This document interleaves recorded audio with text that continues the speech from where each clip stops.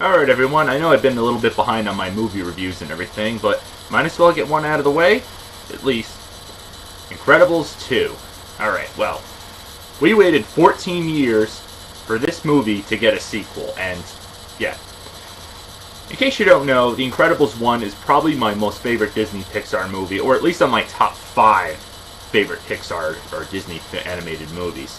Because, for one thing, you probably heard me saying this, but it's probably one of the first Pixar movies to obviously have violence, guns, suicide, so you could definitely tell Disney and Pixar took a lot of chances with this movie, and it felt like watching an old-fashioned, good old Saturday morning type of superhero movie. I mean, it was great. It had a clever script, voice acting was great, the villain was great, so yeah, it was a huge hit, and as you know, it got the Oscar in 2004 for Best Animated Movie. Yeah, it actually beat out Shrek 2.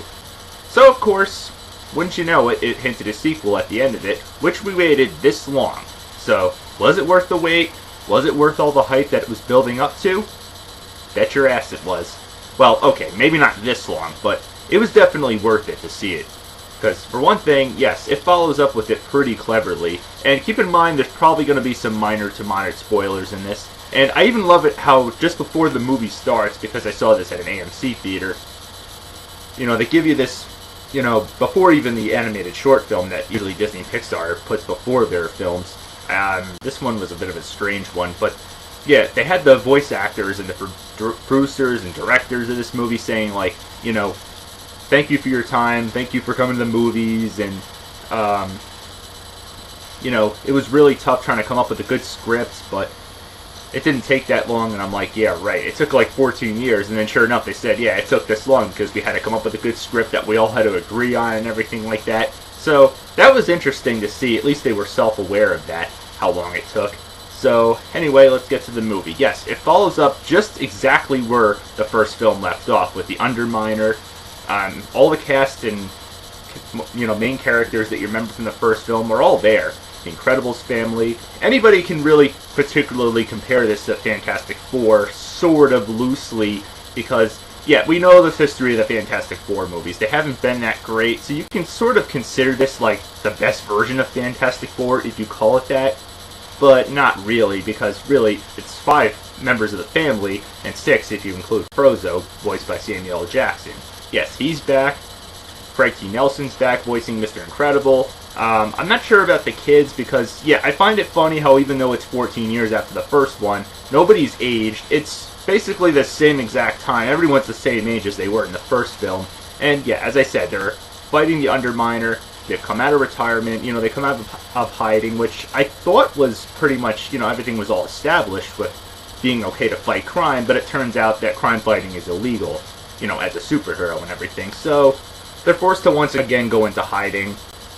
And then they get the chance to redeem themselves, and you meet these new characters, and of course a new villain, or 2 I should say, if you count the Underminer, but he's really only in there at the beginning, and it's a pretty interesting plot. It really takes itself to a new level, maybe not a whole lot, but, you know, it goes into familiar territory, and it brings in a lot of new superheroes for one thing, and it has a lot of great humor, it has a lot of those typical family moments, and it definitely shows how, you know, what tough things superheroes can go through, you know, fighting crime, as well as living a normal everyday life. This time around, of course, it's not Mr. Incredible. It's kind of turned the tables a little bit. It's Elastigirl going out and fighting crime, and Mr. Incredible having to stay home with the kids, having to deal with their problems. Violet's got, of course, her typical teenage girl problems with, you know, with the boyfriend, and Dash obviously has problems with schoolwork and everything like that. And, of course, we know Jack. If you've seen the first movie, minor spoiler there, you've probably seen it already. He, you know, he discovers he had powers, which, wait, they're discovering in the, right now, actually? Which I'm kind of surprised they didn't see it at the end of the first movie. I found that to be a bit of a minor plot hole right there. But, yeah, he's got like 17 different powers. I didn't exactly count all of them, but he's got a lot. And he has to learn how to, you know, because he's just a baby, so he has to learn how to use them properly, or basically they have to learn how to handle him properly. You know, he's got like disappearing into like a dimension ability, which I find funny how Craig T. Nelson does the voice of the father, and that kind of has like a little bit of a poltergeist reference to it because he was in the original one. He's got like laser eyes, he's got, you know, he can turn into like a devil type of thing. He can, turn on fire, so it's pretty interesting, and yeah, it works out well. So he's got a lot on his hands, and yeah, as I said, Samuel L. Jackson comes back as Frozzo, or as they call him, Lucius. I'm not sure where that name came from. So, yeah, and there's a lot of fighting and stuff. And the main villain, I wouldn't dare give away, but the name is Screenslaver, obviously. I wouldn't dare give away, of course, as I said, who the actual identity of the character is. It's a bit of a surprise there, but I would be cautious, though, parents, if you're obviously bringing your kids to see this.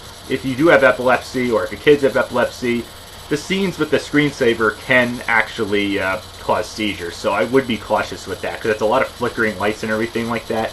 But overall, great film, great action, everything you really could imagine is worth the wait after waiting 14 years for this movie. Everything you remember from the first movie is all in here, plus more. It's about the same amount of runtime, 2 hours to be exact, and Disney Pixar definitely nailed it this time around. There's obviously no post-credit scene, just like the first movie, so you don't have to worry about that, rest assured. And the 3D, not highly recommended, but it has some, it varies a little bit with some of the effects and everything, but it definitely takes the necessary step into making a great sequel. Yeah, Disney Pixar is definitely looking at another Oscar possibly this year. I mean, it took, 13, 14 years almost to make Finding Dory after Finding Nemo, and this one took even longer, so, yeah.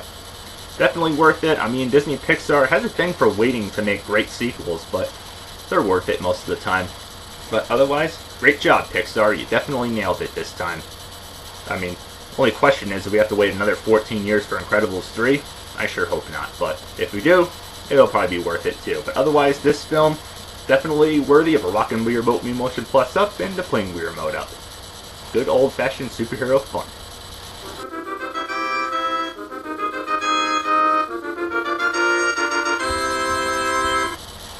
So, till next time, keep watching, because I think you know what's next when it comes to movie reviews. Be continued, obviously.